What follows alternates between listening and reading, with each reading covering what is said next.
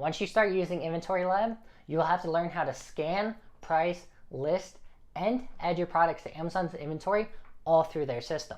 There's not a huge amount of difference, but you will be able to add extra information like your pricing and your suppliers, so you'll be able to track your profits. So if you want to learn how to send in your first Amazon FBA shipment through Inventory Lab, then you'll want to watch this video as I go through it step by step. If you're new here, my name is Tom with Path to Billions. On this channel, I'm documenting my financial journey and I'm taking you along so we can succeed together. My channel currently focuses around Amazon FBA, so if you're looking to start or grow an Amazon FBA business, then make sure you subscribe and turn on notifications because there's a ton more content like this. Before we get started, I would like to mention that I do things a little bit differently than other people might when sending in a shipment through Inventory Lab.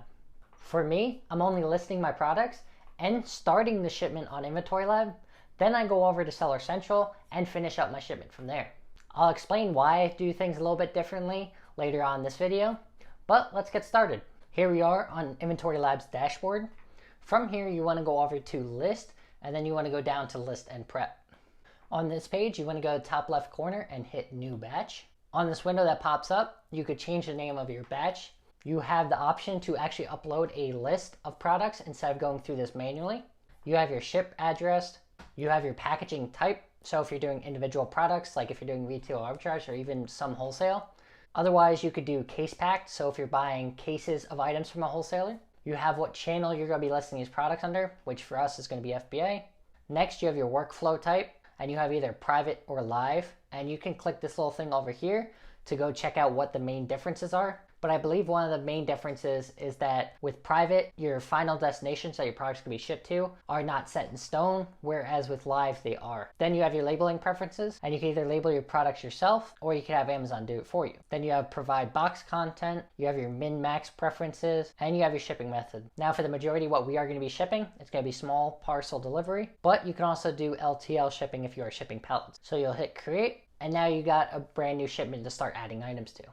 To start adding products, you go up to this top right-hand corner, and then you just want to type in the UPC of the product. Now, hopefully by the time you start using Inventory Lab, you have upgraded to a hand scanner, and all you can do is quickly scan the item and then hit enter. If this is an item you've sold in the past, you'll see this window pop up, and it's pulling up the previous MSKU that this item would be under. So if you watched my last video about Inventory Lab, you'll know you can go under an individual product in Inventory Lab and see your purchase history. And this is how Inventory Lab tracks it. So all you want to do from here is hit replenish, and it will pull up the product I just scanned. So it gives you a little bit of information on the product you're scanning. So you can see the title of the book, you can see the rank, you can see what category it is, the size, whether it needs prep. Then we have a reminder section. So what this does is you could set a future date, and if your item doesn't sell, Inventory Lab will actually send you a message for you to check on the item and see why it hasn't sold. You have your tax code here. You have whether or not it has a battery. These are the same questions that Seller Central would ask you anyway. They're just asking you through Inventory Lab. So when Inventory Lab uploads these items into Seller Central, it already has the stuff filled out. You could fill out whether it's regulated. And again, like a lot of things I've showed in my previous videos, they have these little question marks next to it. So if you want to click that and find out more information. Then we'll scroll down, and this is the section where you're going to put in all your information. You'll put in how many you're sending in, your average cost per unit, when you purchased it, your supplier, if it has an expiration date. And this section is actually the first reason that I don't send in my shipments fully through Inventory Lab. Fortunately, they actually just updated this, and I'm really happy with the update they did. But previously, you could not add multiple purchases of the same item. So if I bought this book 10 different times and maybe I got 2 different prices for it, then I wouldn't be able to put those 2 different purchase costs in. Also with expiration dates, if you buy an item and there's 10 units and there's 2 different expiration dates, in Inventory Lab previously, you didn't have a way to put both expiration dates in. But with a recent update, you can now do that. And Inventory Lab went a step further, and this is probably one of my favorite features they recently added. So we'll just say I have 5 of these books, then we'll go down to average cost per unit. And the nice thing about this is if you're buying from a retail store and you're paying sales tax on the item, if you bought this for $10 and your sales tax is 6.625%, it automatically calculates the total final cost. Also, if I got a gift card for 5%, it would calculate that. So this is really nice. So that way I don't have to do any math myself to put in a price in Inventory Lab. I just put in what the retail price is, any discounts I got, and any sales tax I paid. And then it calculates it for me automatically. So we'll hit OK on this. Then we'll put a purchase date of the 4th. Then for your supplier, When you go to put your supplier in, if it's a supplier you haven't put in before, there's an option to add it to your list. And if it is a supplier, you could find it under this and then you could just add it to that same supplier. This is great for the reports page when you want to check your supplier profitability. Everything is listed under the same supplier, so you could see how much money you're making from each place. So for instance, I list this as I bought this from Target. In the future, when this item sells, if I go check supplier profitability and I look at Target's numbers, this item would fall under Target. If this was a consumable product, you could put in your expiration here. Now this feature right here is the part that I love most about the recent update, is you click add purchase and you could hit add row and you could do I bought 3 for this price. You go through your calculator and you could change the discount. Maybe you didn't have a gift card for the second purchase. You hit OK and then you change your quantity to 2. You can also change your date and your supplier. So if you're buying items from different stores, we'll do the 5th. And now you have 2 different purchases. And when you go to save changes, you'll see your average cost automatically updates. The reason I love this feature so much is because I did a lot of shopping at TJ Maxx, Marshalls, and HomeGoods, which is essentially the same store, so I would find the same items. Prior to this update, if I bought 10 units of a product from 5 different stores and each one had a different cost on it, then I would have to manually figure out the average cost per unit. Now, I could use the add purchase, and then I could add each purchase individually under its own row, and everything is calculated out for me. This makes it so much easier to add retail arbitrage shipments into Inventory Lab. We'll scroll down and check out some more information. Next, you have your shipping rate, and you can see it is estimating at 75 cents to ship this item in. You can input your estimated shipping cost per pound, so then Inventory Lab will give you an estimate of how much it will cost to ship in an item. Then you have your MSKU here, you have your condition and condition notes. If you're selling a book, this is where you would put any information about the book. Maybe some of the pages are creased, or if there's a sticker on the book, this is where you put that information in. If we go over to the right, you could check out other offers of this item. So on the left side column here, you have new offers, but they're fulfilled by the merchant. In the middle, you have used offers, and on the right, you have FBA offers. You could see there is currently no FBA offers for new books, but if we're selling this as used, you can look at here. So you can even see the condition code here. So you have good, very good, average, and like new, and then you can pick your price. You're also able to go down here and use a couple different buttons. So you could use the prime offers and it'll pull up the listing page to show you who else is selling it and what prices. You could click this little button and go to your add a product page to check if you have any restrictions. And based on your purchase price, you could see what your net profit would be and your ROI. After you put in all the information on the product you're adding to Inventory Lab, you go over to the bottom right and hit add to batch. Hopefully, besides the barcode scanner, you have also purchased a label printer for your business. And when you add these items to your batch, Inventory Lab will automatically print out item labels for your products. Keep in mind with those labels, you want to cover any UPCs on the back of the product and cover any other barcodes that might be on the product package. This is just an example batch to show you the process for listing your items into Inventory Lab to go onto Seller Central. I do have a shipment that I'm actually working on right now, and we could switch over to that one to show you the rest of the process. Here we are on that shipment, and you can see I have 77 individual SKUs, a total of 380 items. There's an average sales rank of 73,670, total sales value of $8,023, total buy cost of $2,930, and a total net profit of $2,438. One thing to keep in mind with these numbers is prices do fluctuate on Amazon, so these might not be the final prices once these items actually sell, but the prices given here are representative of what their current sales value is. This is one of the main reasons I recommend Inventory Lab to all of you, is because of the accounting features. Since we are inputting our buy costs as we are putting these items into Inventory Lab, a ton of the accounting work is done for you automatically as items sell. Also, if you guys are wondering how I found 380 items to send in given the current situation, there's actually 2 wholesale orders in this shipment, and there's a decent amount of online arbitrage, plus a very small amount of retail arbitrage I did while out shopping for essentials. So the next step we are going to take is to review this batch. So you go over to the bottom right hand corner here, and you hit review batch.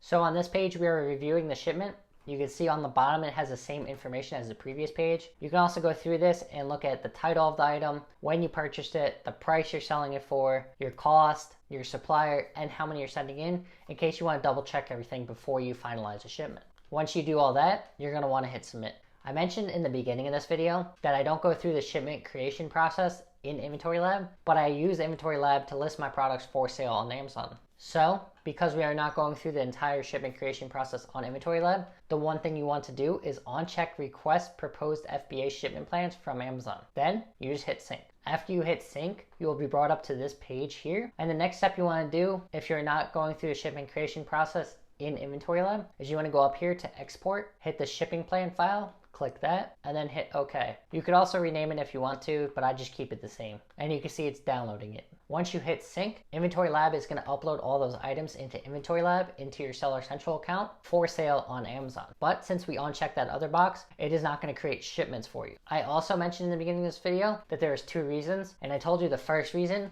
was because originally Inventory Lab didn't let you add multiple expiration dates, but they have recently changed that. The second reason I don't create shipments in Inventory Lab is if you go over to list and we go to closed batches, you could see how many different destinations they want you to send your products to. So for the shipment that we just created, you could see they have over 20 different destinations they want me to send my products to. There's no way I'm going to divide up my items into 20 different shipments to send to 20 different locations. That's just way too much work. From the research I've done on this, the reason this happens has to do with the way Inventory Lab interacts with Amazon's API. I'll put a link in the description to Inventory Lab's own article on why this happens, so if you want to look into it further, you can check that out. But that is the second reason that I don't create the shipments in Inventory Lab. After you hit that sync button, it is going to take Inventory Lab a minute to upload all these items into Amazon. So I recommend waiting, say 5 minutes, to make sure all that information is uploaded. Keep in mind, the larger your shipment, the more information Inventory Lab has to upload in Amazon, so it's going to take a little bit longer.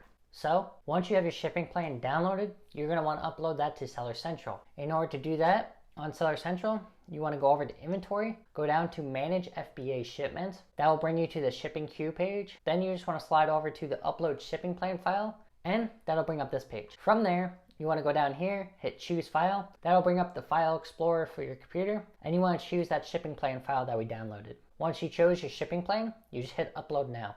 As I was mentioning, when you hit sync and you have to wait a couple minutes for all your items to upload into Seller Central, the same thing happens when you upload a shipping plan file. You can see up here at the top, it says you successfully loaded the file, and small files may load minutes. Most likely the shipments you guys are going to be doing at home are going to be on that small size, so you should only have to wait a couple minutes for that to upload, and then we can go on to the next step. Once you let your shipping plan file upload into Seller Central, the next thing you want to do is go and work on that shipment. So you can either go straight to Shipping Queue, or you can go to Inventory Manage FBA Shipments like I showed you earlier, which just pulls up the Shipping Queue. On the Shipping Queue page, you want to go over to Shipping Plans, and the very first one should be the shipment we are working on. You want to click on Work on Shipping Plan. Now here you can see similar information to what Inventory Lab gave you. Gives you the MSKU, gives you the product name, the condition item is in, how many units you're sending in, and this little column here gives you information. So for instance, it's actually recommending how many quantity I should send in because these items are replenishables. So I've sent them in the past, so Seller Central actually has an idea roughly of how many it thinks I should send in.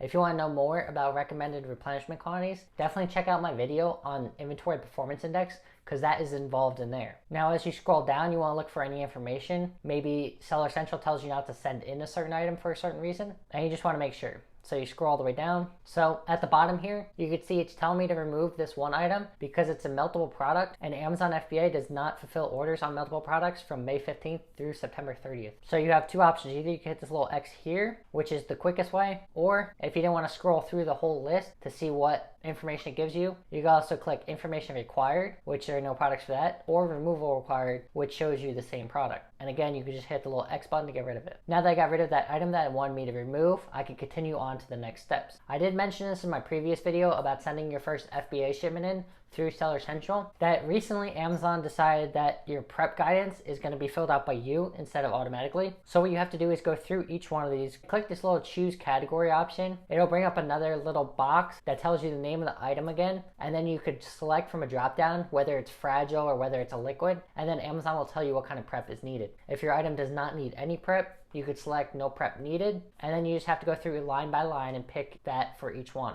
You can see some of them are filled for you, but the majority of them you will have to select yourself. The other thing to keep in mind is as you are picking your prep, if there is prep required, you could either have Amazon prep it for you by selecting this box, or you could prep it yourself. I always recommend prepping yourself because it does save you a bit of money. Let me go through this real quick, choose all my prep categories, and then I'll get back to you.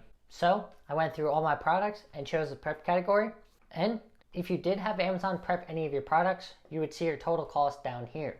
Now, we could continue to the next step. The next step of the process is to add labels to your products. However, as I was showing you earlier, as you are adding items to Inventory Lab, the labels will print out if you have a label printer. So your product should already be labeled by the time you get to this page. So all you have to do is scroll down and hit continue.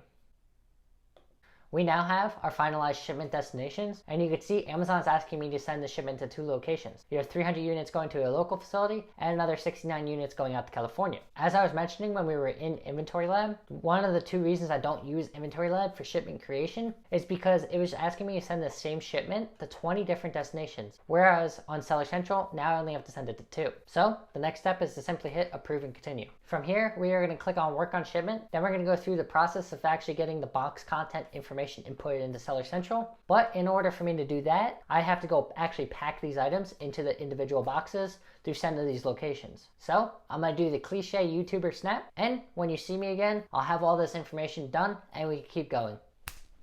It's been a couple days. I have my packages all ready to go. So we're going to go into Seller Central and get these shipments finished up. Just as a reminder from earlier, to get the shipping queue, you just go under inventory and back to manage FBA shipment. So normally when I do these shipments, I would do this smaller shipment first, pack it up, put the labels on, and put it out of the way.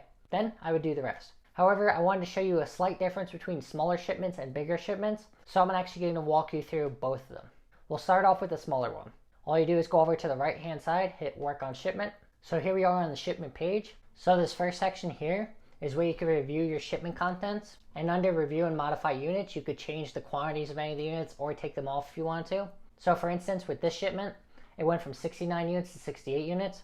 I had to take 1 unit off because there's grocery items in here. It was asking for 2 units of a certain product, but for that product, I had 1 expiration date for 1 unit and a separate expiration date for the rest of the units. So I had to go from 2 units to 1, and then I put that extra 1 on the other shipment. Then for shipping service, we are picking small parcel delivery. Less than truckload is if you are shipping a pallet, and it's best if you could ship with an Amazon partnered carrier because you get much better rates. So then we'll scroll down.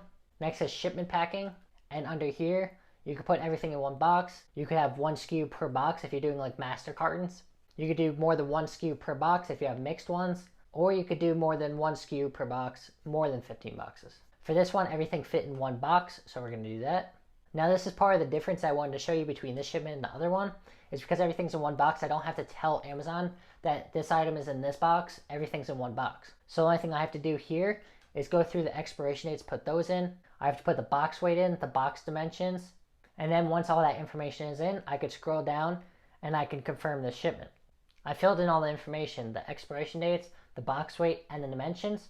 Now I could click confirm, scroll down. You'll see it gives you your shipment weight, then you calculate your shipping costs. You can see it's estimating because it's going out to California. This is going to cost me about $21 to ship out. So you hit I agree, hit accept charges.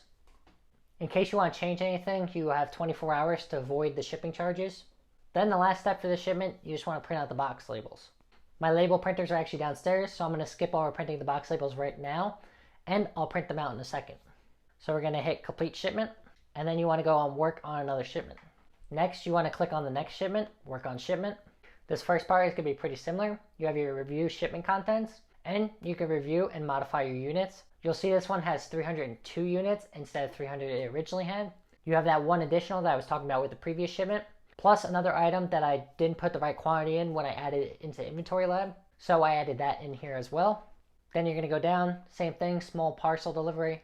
And this third part is where it gets a little different. So now, instead of putting everything in 1 box like the previous shipment, this one is actually 5 boxes. So now it's more than 1 SKU per box. Now you can see I can't use the web form because it says it's unavailable for the shipment type. If you're wondering why it's unavailable, you can actually click this and you can see it's either exceeds 10 boxes, exceeds 25 SKUs, or uses less than a truckload shipping method. For me, it's going to be the exceed 25 SKUs because if we X this out real quick and scroll back up, you can see right here I have 76 MSKUs here. So that is 3 times what the limit is.